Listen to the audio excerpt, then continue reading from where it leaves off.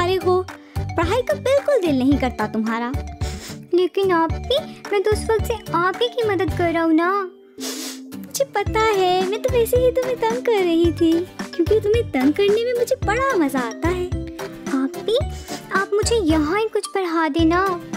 हाँ, ये सही है। चलो मैं आज देखती हूँ तुम ये बता सकते हो कि छोटा नंबर कौन सा है और बड़ा कौन सा। चलिए देखते हैं। तो बताओ जरा, 30 बड़ा होता है या 33?